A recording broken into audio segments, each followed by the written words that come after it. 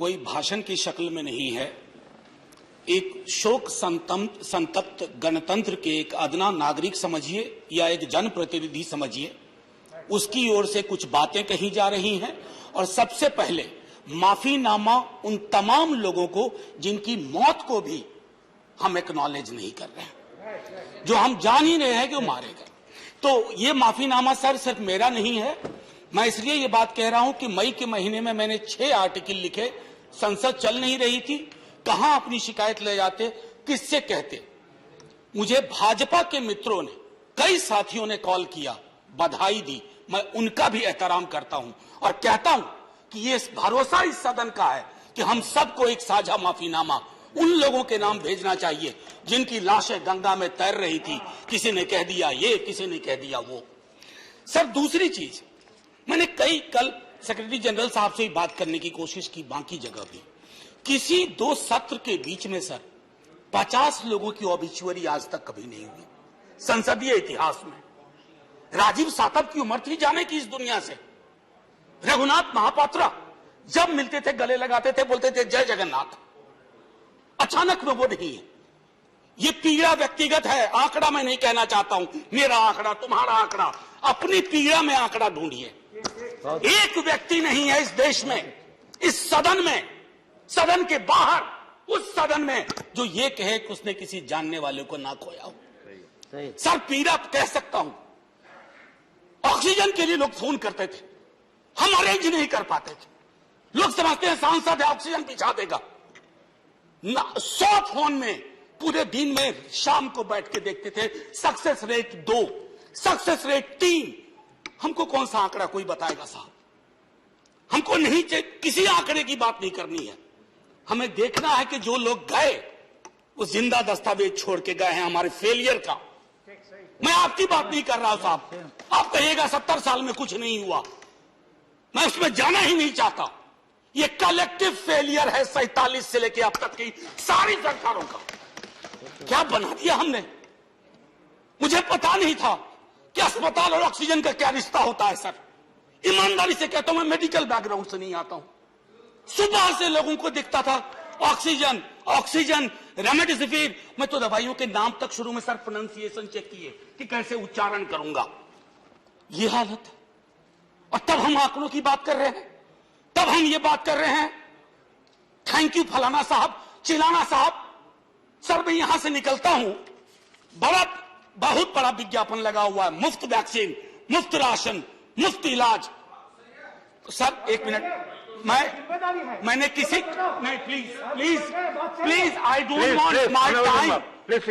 मैं किसी दल की ओर से आज नहीं बोल रहा हूं।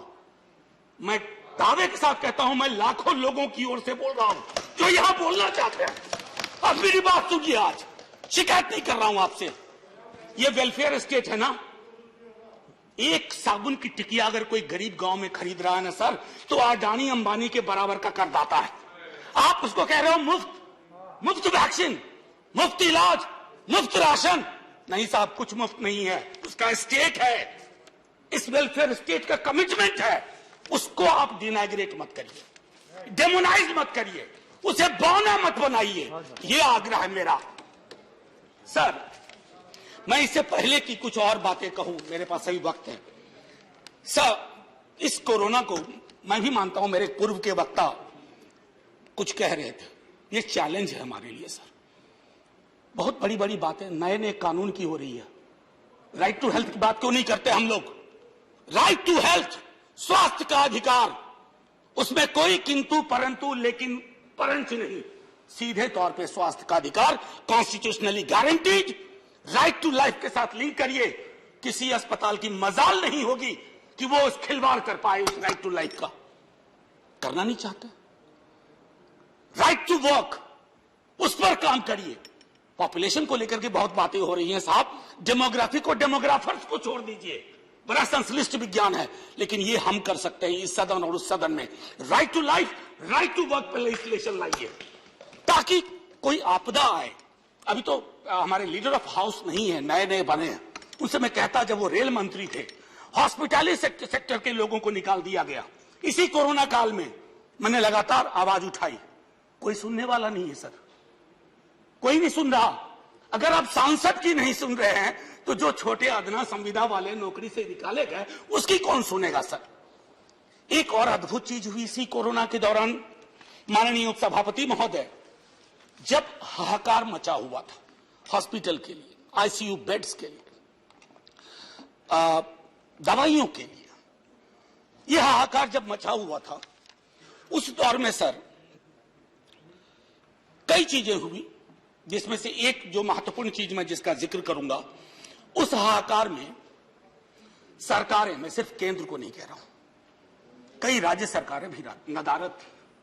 वो 1.5 महीना कैसे बिताया है इस मुल्क ने। हमारे सदन के कोई लोग बड़ी मुश्किल से बच के आए हैं, मैं नाम नहीं लूंगा। पूरे देश ने वो वक्त कैसे बिताया है, नाइटमेयर की तरह लगता है सर, डरावना लगता है। एक मेरा स्टूडेंट पढ़ा है, वह 37 साल का, हॉस्पिटल का बेड जब तक मैंने अरेंज किया वो दुनिया छोड़ के जा चुका था। मैं इसलिए बार बार इसको इसलिए ये कह रहा हूं कि इसमें व्यक्तिगत पीड़ा को ढूंढिए, तब हम इसका निदान ढूंढ पाएंगे। मेरी नाव तुम्हारी नाव, मेरा काल तुम्हारा काल, ये तो बहुत कुछ हुआ, इस भौकाल से आपको कुछ हासिल नहीं होगा। सर बस 1 मिनट और लूंगा, जो मैं कहना चाह रहा था। सर एक खत मैंने मृतात्माओं के नाम लिखा था, कुछ कर नहीं पा रहा था, बेबसी में एक खत लिखा जो लोग इस दुनिया से चले गए। उसमें कुछ मैंने सलाह दी थी सर सरकार से, और ये जो उस बीच में कहा गया कि सरकारें फेल नहीं की, सिस्टम फेल कर गया। अरे साहब ये सिस्टम कौन क्या है? बचपन से सुनते थे कि सिस्टम के पीछे व्यक्ति होता है, सिस्टम के पीछे एक संरचना होती है।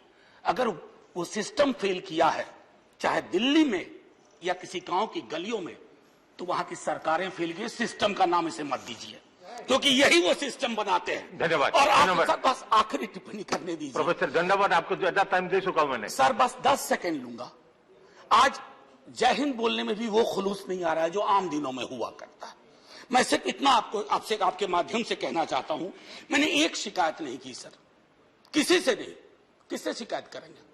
आहत हूं, जगाना चाहता हूं स्वयं को भी आपको भी, क्योंकि अगर गंगा में तैरती लाशें, सर जिंदगी में डिग्निटी चाहिए, मौत में उससे बड़ी डिग्निटी चाहिए। हमने अनडिग्निफाइड डेथ को विटनेस किया है, और अगर हमने इसको दुरुस्त नहीं किया सर, आने वाली सदियां माफ नहीं करेगी। आप बड़े बड़े इश्तहार छपवाओ, अखबारों के 4 पन्ने रंग दो, फलाना थैंक यू सर इतिहास को थैंक यू कहने का मौका मिलना चाहिए। धन्यवाद। जय हिंद सर। अगर मेरी बात से फिर भी किसी को कष्ट पहुंचाओ, मैं उन्हीं लाखों लोगों की धन्यवाद डेड बॉडी के बिहाफ पे आपसे माफी मांगता हूं। जय हिंद।